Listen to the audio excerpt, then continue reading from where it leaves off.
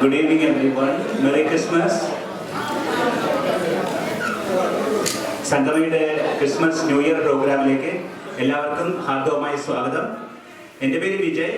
ഞാൻ സംഗമയുടെ one of the organisers ആണ്.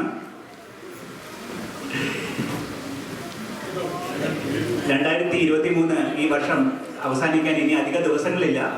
അതിനു മുമ്പ് എല്ലാവരും കൂടി ഒന്നുകൂടി ഒത്തുചേർന്ന് ആഘോഷിച്ച് അങ്ങനെ വളരെ സന്തോഷപൂർവ്വം അടുത്ത വർഷത്തിലേക്ക് കാലെടുത്ത് വയ്ക്കുക എന്നുള്ള ഒരു ഉദ്ദേശത്തോടു കൂടിയാണ് ഈ പ്രോഗ്രാം ഞങ്ങൾ ആസൂത്രണം ചെയ്യുന്നത്.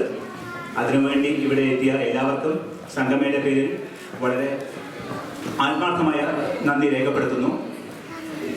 ഇപ്രാവശ്യം കുറച്ച് പുതിയ ഫാമിലീസൊക്കെ നമ്മൾ ജോയിൻ ചെയ്യുന്നുണ്ട്. Thank you, really appreciate you taking time to join us. The next item is cultural programs. So before we get started, just wanted to share a couple of thoughts regarding Christmas and New Year. Now, as we all know, Christmas is a celebration of the birth of Jesus Christ.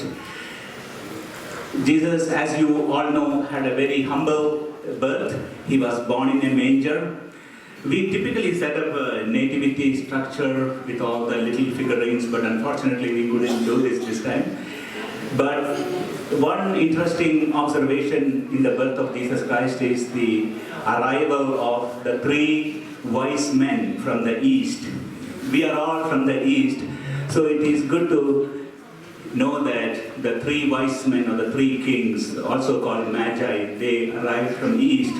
They were guided by a star all the way from the east to Bethlehem, and then they came and they verified that the baby who is born is indeed a divine person. And the other thing that is interesting about Jesus' teachings is that at the time when he was born, if you look at the society around him, they were all full of wars, fightings, and conquering each other and things of that nature. If you take one sentence from Old Testament, there is a sentence called eye for an eye or a tooth for a tooth. That was kind of the prevailing philosophy. But when Jesus was born, when he started teaching, his philosophy was all about love and forgiveness and, generosity. So no wonder the society had tough time to follow that.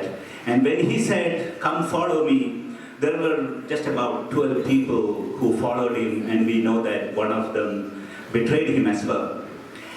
And in his subsequent teachings, you can see that, for example, he says, "Blessed are the peacemakers, for they will be called the children of God." So the peacemakers are called the children of God. So those were very, very different type of teachings in those times. So no wonder he had a tough time. And even today, the spirit of Christmas still lives. If you know these days, the November, December time frame, generally most of the non-profit organizations, they do a lot of collections and do a lot more charitable activities than they do at other times. Even private individuals do a lot of charities. So the spirit of Christmas is still very much alive in this society, at least. So I know when talking about the new year, most of us here who have been here for 10-15 years, we have most of the things in life that we want. So we all look forward to something in 2024, things that we couldn't do in 2023, we want to do in 2024, and many other things.